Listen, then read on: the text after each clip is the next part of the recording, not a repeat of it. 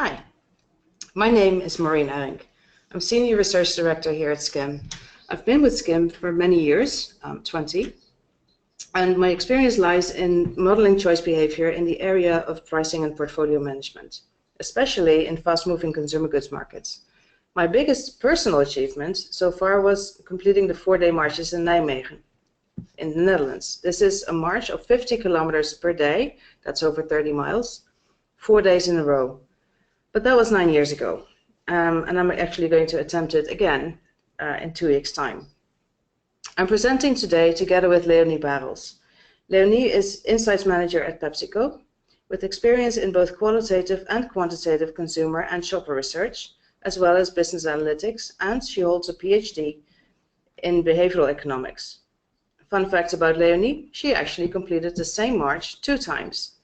So let's see if I can achieve that as well this year. Enough about personal achievements. Let's talk a bit about what we did on promotions. Leonie? Thank you, Maureen. So, in the past, PepsiCo and Skim have worked together on several studies to optimize PepsiCo's lineups in several categories. This optimization was focused on many elements in our portfolio, like pricing, sizing, launching and delisting products, package design, and so forth. We are then talking about categories like nuts, savory snacks, and cereals, all of which are high-frequency categories and typically under pressure from competition. There is therefore a constant need to re-evaluate whether our offer fits the needs of consumers. All these studies were based on conjoint analysis, which served our needs for those business questions.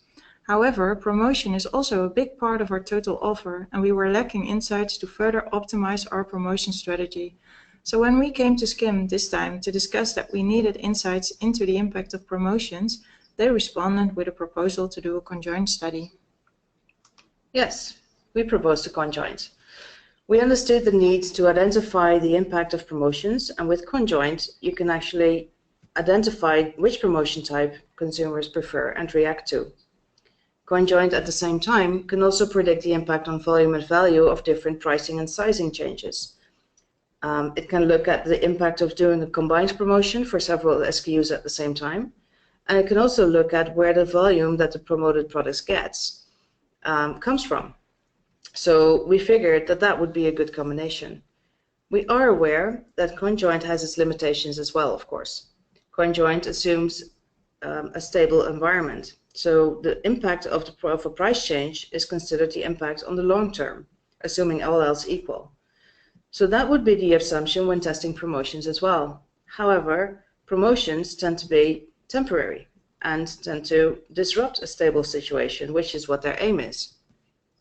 In addition, there are other effects of promotion that are not taken into consideration with conjoint, like post-promotion dips, stocking up behavior, accelerated purchase or delayed purchase, the impact of trial on repeat purchase, and even the learning to look for promotions effect if the promotion frequency becomes very high.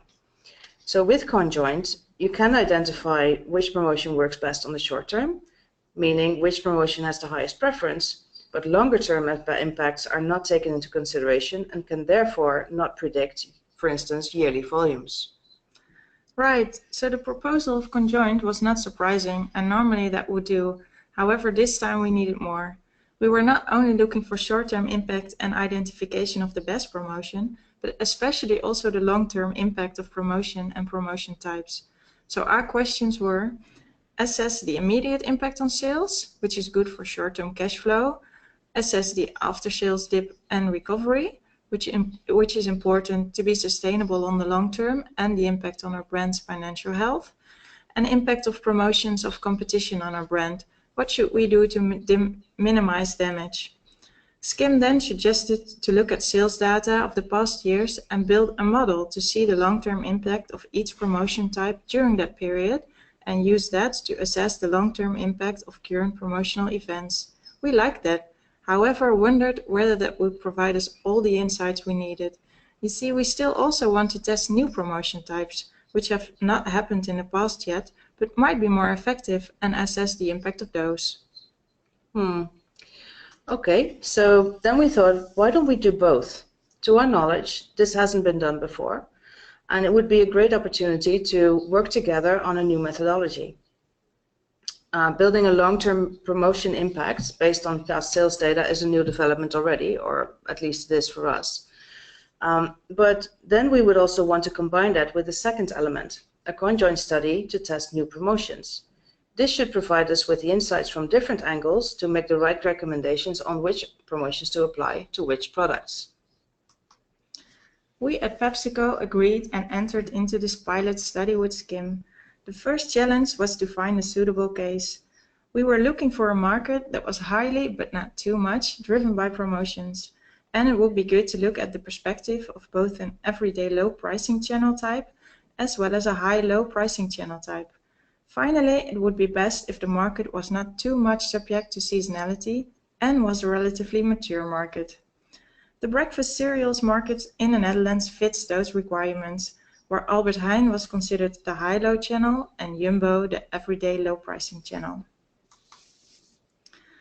So in summary, our business questions were to identify the immediate and long-term impact of specific promotion types on SKU, brand and market size, and to assess the impact of new future promotions, both immediate and long-term impact. But the issue was that currently there is no one methodology that can cover all of that, as the different sources of data are needed. And we therefore set up a project with two elements. One, looking at historic data to assess the long-term impact of promotions. We provided Skim with 3 years' worth of weekly sales and promotion data by channel and by SKU to analyze. The idea of this part was to identify the immediate impact, post-promotion dip, and long-term impact of different promotion types for different brands, which we then would be able to use to identify which promotions are best suited to use in which situation, which channel, and with which goal.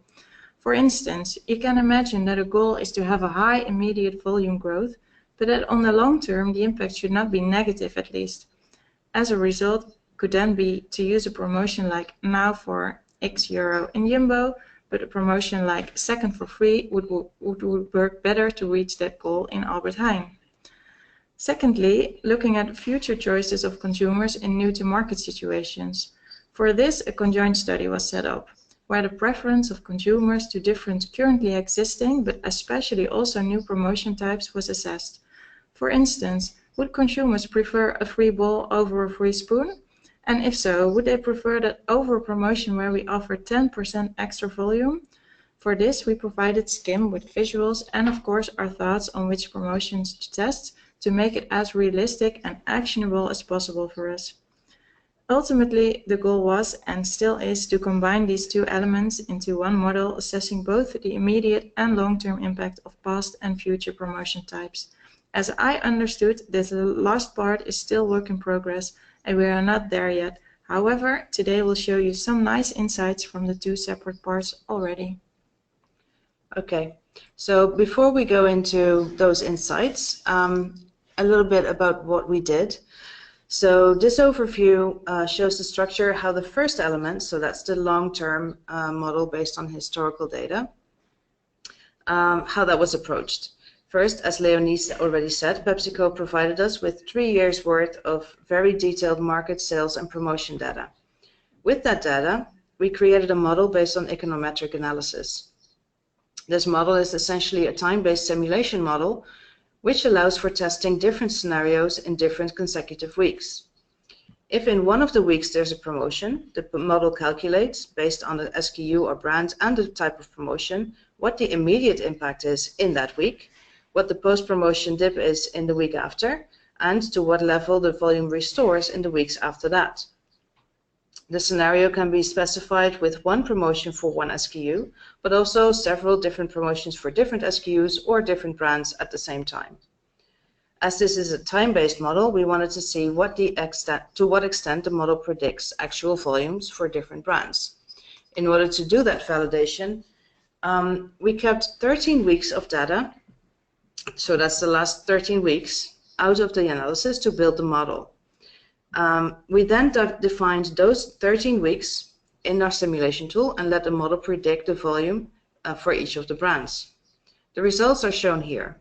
The green line is the actual volume in each of those 13 weeks, and the orange line is the prediction that the model made. As you can see, the correlation is quite high, which means that our model predicted the reality very closely. This overview shows the structure of how the second element, so that's the short-term model where we tested the new promotions, how this was approached. We worked together with PepsiCo to identify the brands and the SKUs to include in the study. This list was important as we needed to be able to compare the results with the long-term historical model, of course.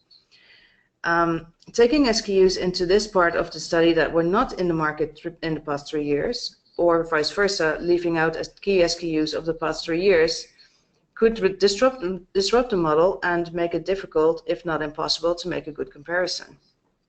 Still, taking the exact same list of SKUs as existed in the past 3 years did not make sense either, if only because that would make for a list of more than 200 or 300 SKUs, which is difficult to handle in a study like this.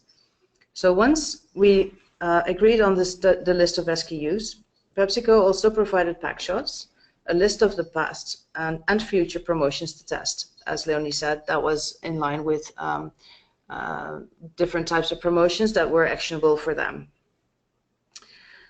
We designed and programmed a conjoint study and conducted fieldwork where we asked consumers to go on a series of virtual shopping trips. Each shopping trip was different from the previous one. The product lineup changed, prices changed, and products may or may not be on promotion. Based on the choices made by consumers, we could identify for each individual which promotions and which products they prefer, whether they switch based on price, and whether they are sensitive to promotions, and if so, whether that's any promotion or specific promotions only. Using that information, we also built for this one a simulation model to run what-if scenarios, like what if Quaker has promotion 2 for the price of 1, or what if private label offers 25% discount on their products. These simulations result in us being able to compare the short-term impact of different promotion types on a specific SKU. For instance, here we put an SKU on 5 different promotion types. Each promotion type is different in execution, but also different in depth. The blue bars show the impact of each promotion on the SKU's volume, so how much more volume is sold at the time of the promotion according to the short-term model. The pink bars show the impact of each promotion on the SKU's revenue. Since promotions may have different depths, it's also important to look at the revenue it brings.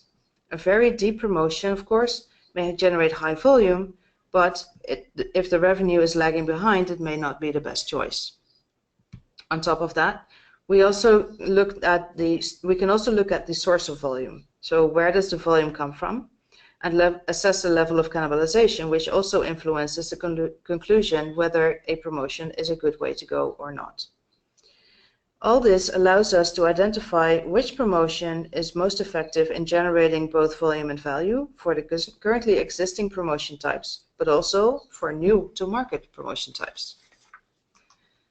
As said before, that short-term model, however, is not particularly good at predicting volumes for promotions, as it does not take long-term effects into consideration.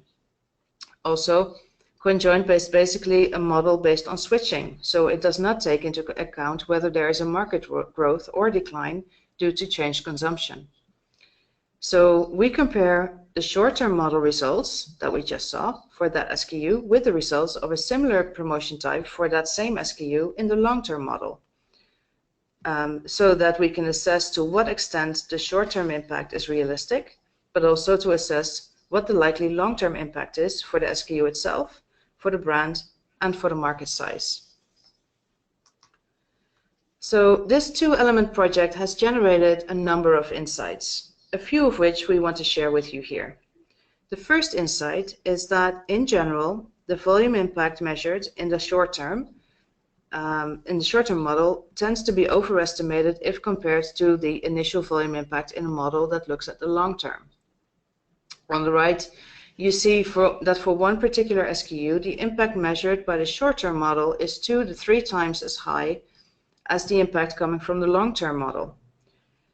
The factor can differ between products. It is also dependent on whether one SKU or many SKUs of the same brand are on promotion. But yeah, the trend is there that the short-term model overestimates the immediate impact versus the long-term model. Further, deeper promotions, like the second for free, do not always have more impact than less deep promotions. Initially, they get a higher volume due to a higher volume per purchase, but in the longer run, the SKU or brand volume may stabilize to a lower total volume level than for other promotions. This is illustrated in the table on the bottom right, where you can see that the initial impact of the multi-buy promotion is very positive, but has a reverse effect on the long term, actually leading to a loss in volume. All of this is relevant for PepsiCo, as we were aware of the overestimation, but now can really use the historic data next to it to even better predict the impact of changing our promo strategy.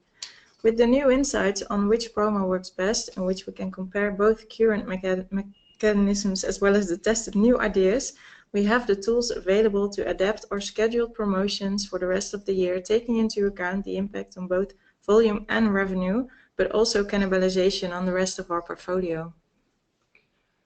Okay, so the second insight that we had is that the best promotion type for one channel is not necessarily also the best promotion type in another channel.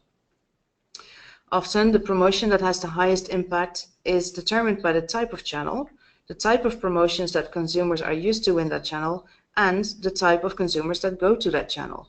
So, for instance, if a channel focuses on everyday low pricing in their communication or positioning, like Jumbo, it's likely that consumers who want to pay the lowest price are attracted to this channel. Consequently, the lower price points or the price cut promotions are preferred, and promotions like now for X euro work better than multi-buy promotions. Yeah, this was also very relevant for us because we can now, in addition to our internal view on retailer differences, really add a shopper view to it to specifically relate it to promotions. Our plans for next year and beyond will now be better following shopper behavior, and we can really build a long-term promotion strategy which is serving a retailer's shopper profile and needs, and therefore also further optimizes the effectiveness of the strategy. Great. Now, on top of promotions having a different impact depending on the channel, the best promotion type in the short term may actually be the worst in the long term.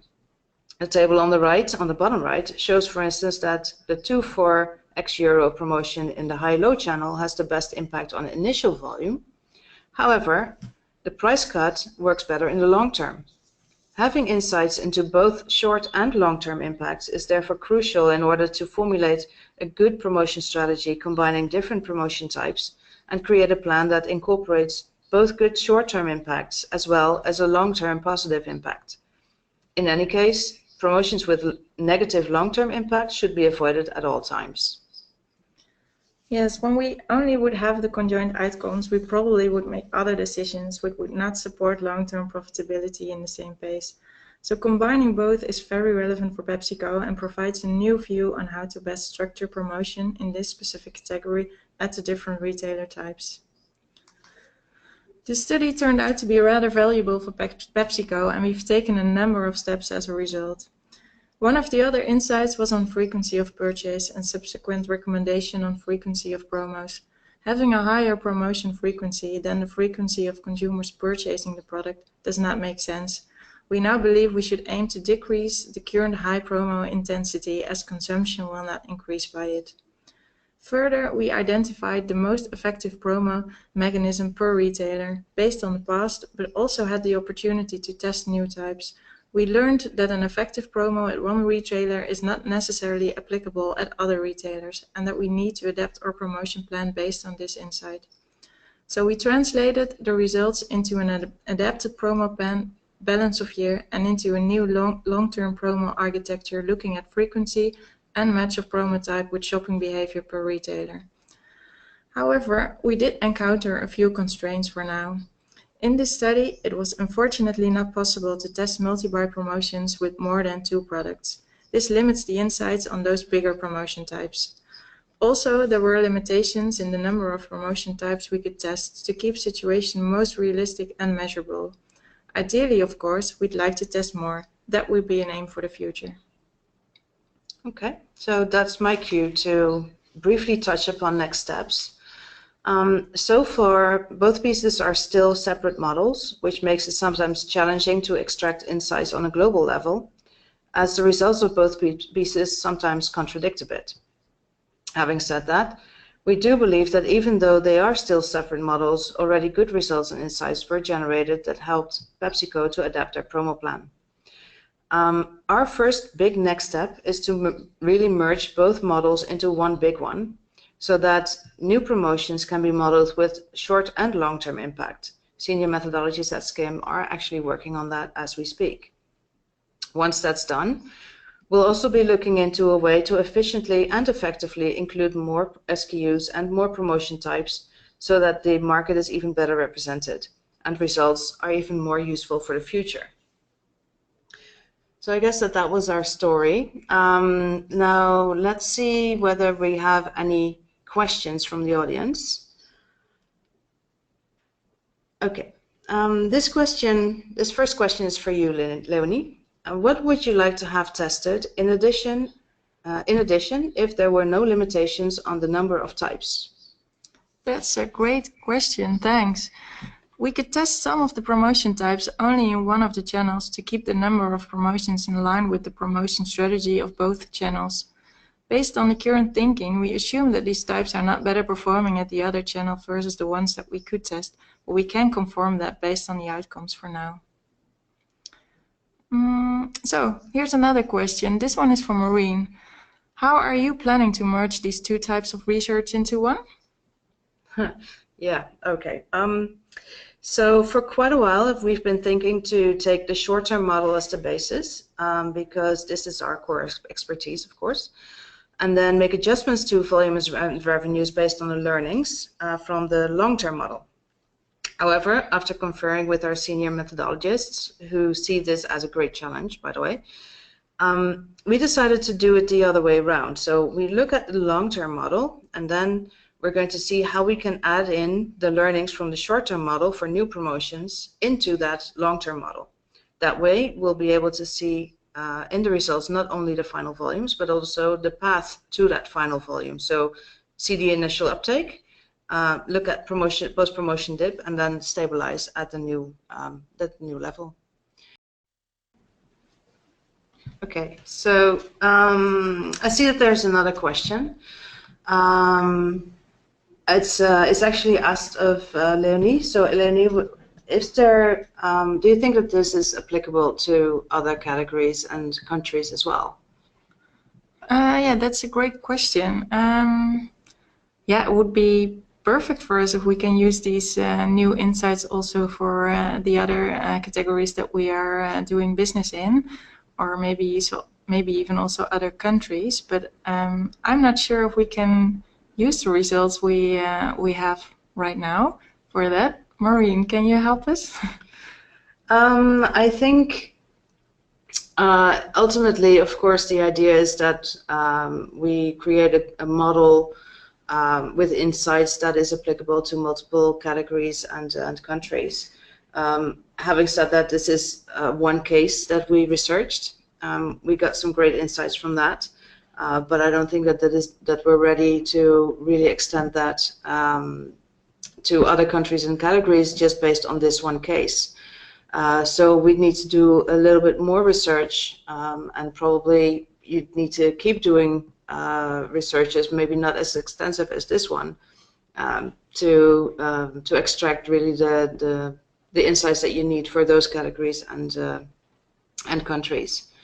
So for now, it's not a universal model yet, but the goal is that we are getting there, yes. So I think that we are at the end now. Leonie, I want to thank you for participating, and hopefully people will join it again next time.